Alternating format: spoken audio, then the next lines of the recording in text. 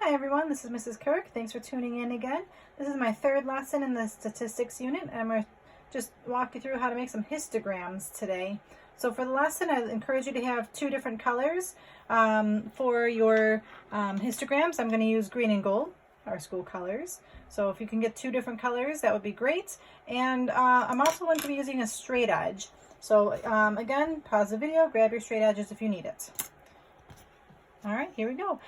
So this is our page 5 in our note packet. So if you could just find that page for yourself. So you're going to need your colored pencils, your straight edge, and page 5 from the note packet. Okay, so again, just like with any video, at any point in time, feel free to pause the video and get yourselves caught up. And so I'm going to walk you through today what a histogram actually is. Yesterday, I gave you a lesson about a box and whisker graph or a box plot. That was one way to organize your data. And today, I'm going to walk through a histogram. And again, just to recap, this was the box plot that we drew yesterday, the box and whisker graph. I'm just going to show you another way to organize data. And in statistics, it's really important to know how to organize your data so people can understand it. Because looking at a lot of numbers is kind of intimidating and confusing, but when you draw a picture, it makes it a lot nicer. So here we go. A frequency histogram is simply just a bar graph. And the thing that you want to know with these is that the bars do touch. Okay, the bars do need to touch in a histogram. If the bars don't touch, it's just considered a bar graph. A cumulative frequency histogram shows the accumulated frequencies from a frequency table.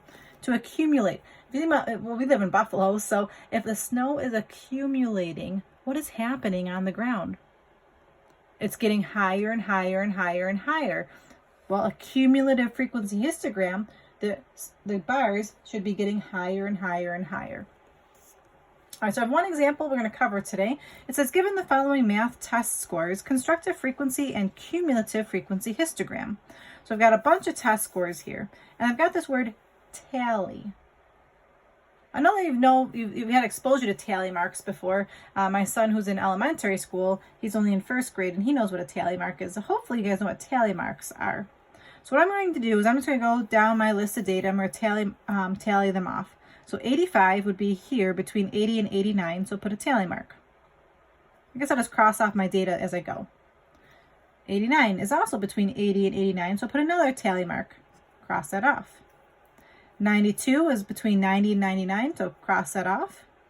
And now would be a good time to pause the video and see if you can get all the tally marks. I'm just going to go through this quickly.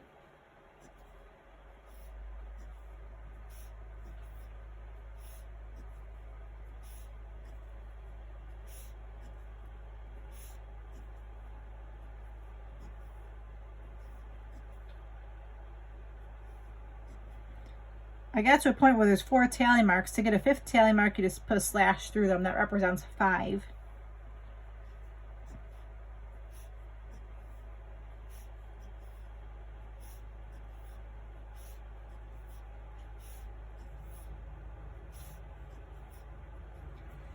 Okay, so hopefully your tally marks match mine. And now for the frequency, this is where you actually write the numbers. The number of tallies. So the frequency, I only have 1. The frequency there is 2. There's 4. 4 again. 6 and 3. Hopefully your frequency matches my frequency. Now the cumulative frequency, that's when you keep adding on. So you accumulate. So what you do is you take the first frequency and you write that number down. The first frequency is 1. Then you add on the next frequency. So I'm going to take 1 and I'm going to add on the next frequency. So 1 and 2 gives me 3. Then I take this frequency and I'm going to add on. So I took the 1 and I added it to 2 to get 3. Then I take the 3 and I'm going to add on the next frequency. So 3 and 4 give me 7. I'm going to keep that pattern going. 7 and then adding on the next number, 7 and 4 is 11. Now pause the video and see if you can figure out the last two. I'm going to keep on going. 11 and 6 gives me 17. And then lastly, 17 and 3 gives me 20. this bottom number here should be your total number of scores. So a quick double check. 1, 2, 3, 4, 5, 6, 7, 8, 9, 10. That's the same amount, so 20 scores. That matches. So that just as a quick double check that I did add this properly. So on the side here, because these are my notes, I want to just make sure I know what I'm doing here. For the cumulative frequency, I just keep adding the next frequency.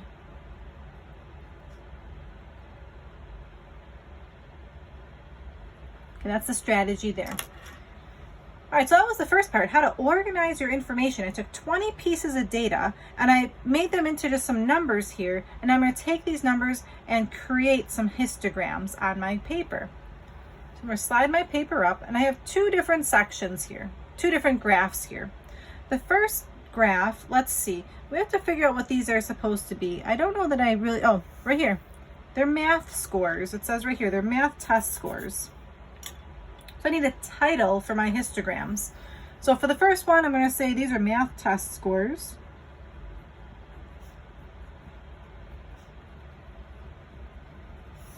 And this would be also math test scores. They both have the same title. This first one I'm going to use as my frequency, and the second one will be my cumulative frequency. So over here, if I look at my frequency column, what's the highest frequency that you see? 6. 6 is the most of any number, any interval that I have.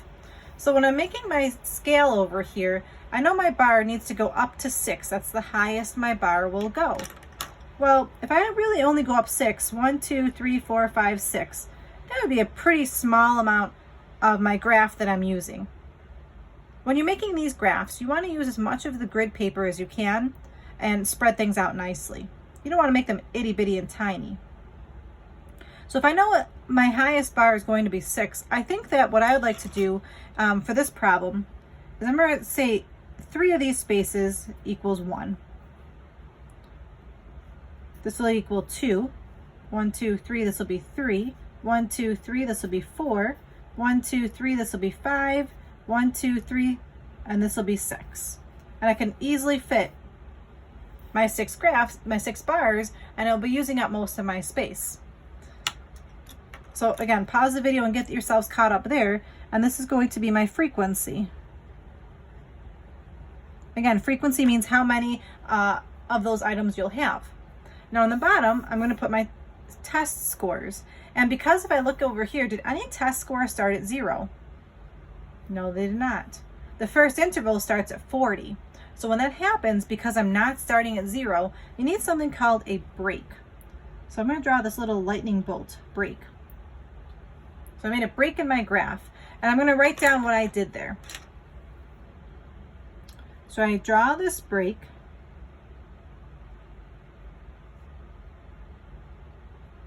Draw the break when not starting at 0.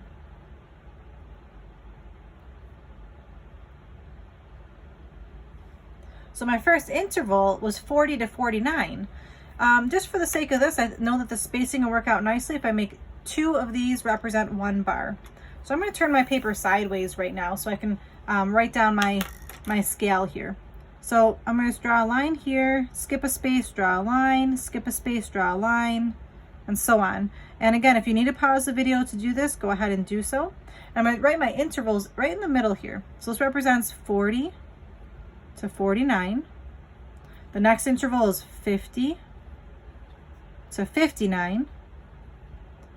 Then you got 60 to 69. And again, notice that my intervals are using up this entire space. You got 80 to 89 and 90 to 99. So again, that was my intervals that I got just from looking at this table here. I need to label this, so I'm going to turn my paper sideways again. I'm going to label these the scores. Those are my scores. Maybe I'll use a different color here. These are my scores. So again, pause the video if you need to get yourselves caught up. Now at this point, this is where we have a little bit of fun with some coloring here. So I'm going to zoom out a little bit so you can see my paper a little bit better. And I'm going to go ahead and see in the first interval, there was a frequency of 1. So I'm going to go ahead and start using my colored pencils here. I'm using my straight edge. And that first interval was at 40 to 49. So from 40 to 49, there was a frequency of 1. So I'm making a bar that's going to be 1 unit tall. See, there's my frequency of 1. And then I've got my colored pencils here, so this is a good time to kind of relax and color a little bit. And I'm going to do that for each one of these frequencies. So the next interval from 50 to 59 was 2. So now I'm going to use my next color. So I'm going to alternate colors when I do this. So the next one goes all the way up to 2. So I'm using my straight edge. You want your graphs to look nice. I learned something from my son's kindergarten teacher. She used to say, do it nice or do it twice. I like that saying. Do it nice or do it twice. There's my nice second bar. Now the next bar here, the frequency is a 4. A 4. So now I'm going to take my next bar and go all the way up to 4. And again, I'm using my straight edge to keep the lines looking good here. And then once I've got my bar drawn, I'm going to go ahead and color that in. And again, I like to color. It kind of relaxes me a little bit. And feel free to pause the video at any point in time so you can color yours nicely. If you don't have colors, you can use patterns, like maybe do one with dots in it, the next one with stripes, something to distinguish the graph. Okay, 70 to 79. 70 to 79 is another 4. So that's nice. It's already set up for me here. I'm just going to make another bar that's also 4. And each of my bars is 2 units wide because that's what I decided in the beginning would be a good spacing for my bars. Again, when you're making these, you want your graph to use up as much of your grid as possible. Don't make these graphs teeny tiny. Okay, the next one from 80 to 89, it's going to have a frequency of 6. Okay, so from 80 to 89, this is my really large bar that goes all the way up to that 6. So again, using my straight edge, making my bar, and taking my time to color this nicely. Do it nice or do it twice. That's what I like. You don't want sloppy graphs because then people can't really even read what you're graphing. Another reason why your graph should be kind of on the larger scale. All right, so here's my 6. And the last one, it goes up to 3. So I'm using my last color again. And if I went too quickly, please, again, pause the video and make sure you've got a nice frequency graph drawn. And this is my entire frequency graph. I used our green and gold colors to represent our school colors. All right, that's a frequency graph. Now for the cumulative frequency graph. I can go ahead and make my x-axis the same as my axes over here with my spacing. So I'm going to go ahead and actually start that over here. I'll draw my break. And I'm going to draw, my distinguishing marks to show where my bars will be. And with a cumulative frequency graph, I'm actually going to accumulate the intervals as well. So the first interval is 40 to 49. But the next one's technically 40 to 59. And the next one's technically is 40 to 69, 40 to 79, 40 to 89, and 40 to 99, because we're accumulating the scores and they all started at 40. Okay, so again, pause the video if you need to, but that's the scale I'm going with for my second graph. And for the bottom, I'm going to label these as scores again. So it's really important that you pay attention to the numbers here. Now for the y-axis, it's going to be a little more challenging. I have to go all the way up to 20. I have to go all the way up to 20. Let's see. I know that there's 10 spaces from start to finish here. Oh no, there's actually 20 spaces. There's 20 spaces from top to bottom. So I'm going to go by increments of 1. I'm going to label every other spot though. So I'm going to skip a space, label that 2. Skip a space 4, skip a space 6, and go all the way up to 20.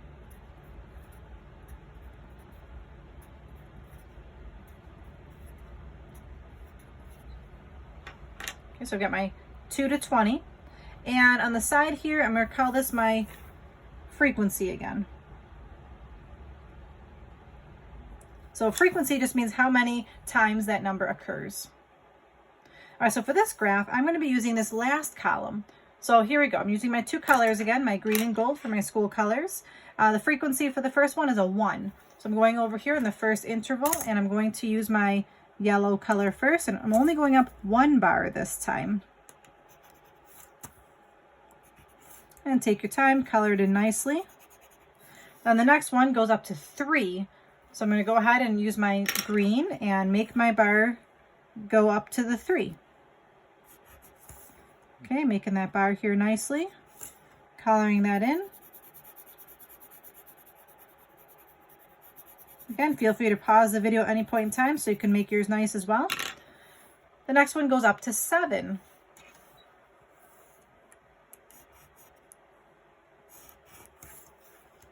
So I'm alternating colors so I can distinguish the difference between the bars. Again, if you don't have colors, you can use spirals or patterns of some sort, but definitely use a straight edge to make your graph look nice. The next one goes to 11.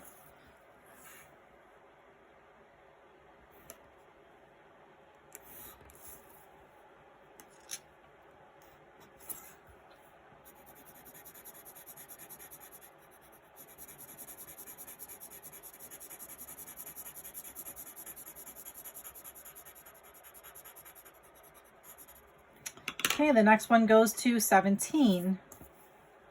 Again, I like using my straight edge because that can help me figure out where 17 is nicely. And I could draw the bar really quickly that way.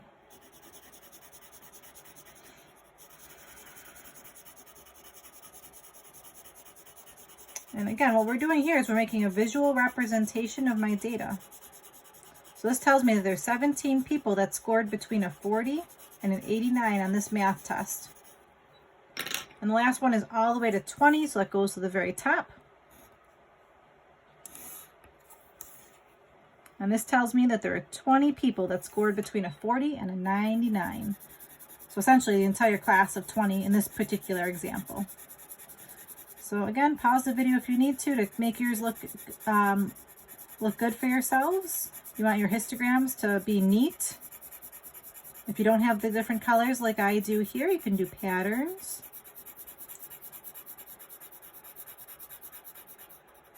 All right, and that is it for my cumulative histogram. So let's look at the difference between these. A cumulative histogram, if you notice, it's getting higher and higher and higher. They're accumulating. A frequency histogram, it's a regular histogram, the bars can be everywhere. Okay, so now there's a couple of questions at the end of this page. What percent of students scored between an 80 and an 89? Okay, how do we figure that out? Well, if you want to figure out a percent, you take the number of people that scored between an 80 and 89 and divide that by the total number. So let's see. I'm going to take the number between 80 to 89 and divide that by the total. So in this case, 80 to 89, I'm going to use my frequency histogram here. 80 to 89, there were 6 scores. And how many total math scores were there? Well, I can look over here. There were a total of 20 math scores.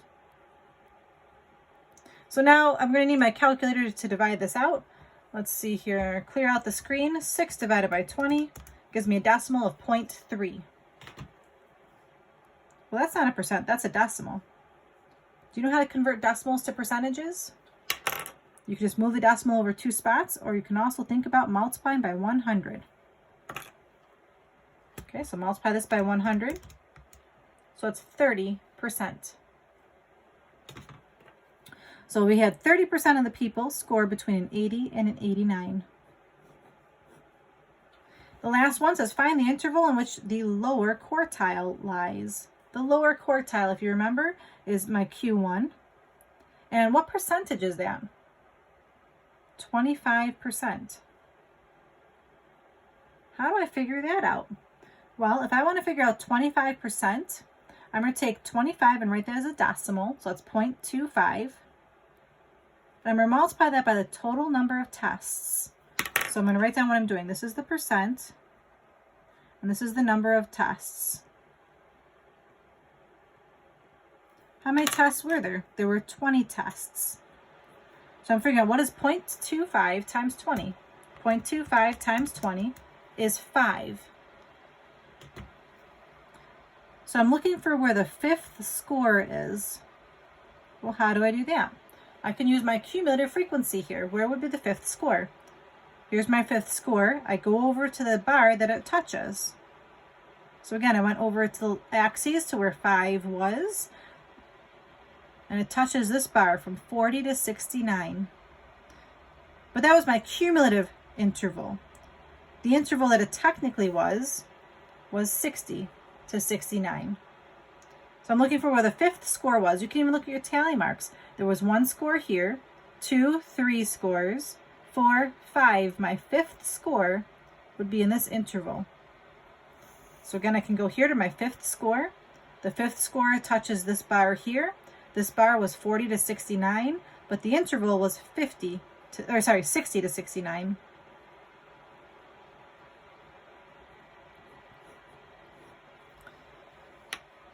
All right, thank you so much for following along today. I really appreciate your concentration and focus. This is not easy to do on a video, so again, just thank you for your efforts. Today's homework is homework 13.3, and there's going to be a worksheet on drawing some histograms of your own, as well as interpreting histograms that are drawn for you. Thank you so much for listening. This is Mrs. Kirk. Take care.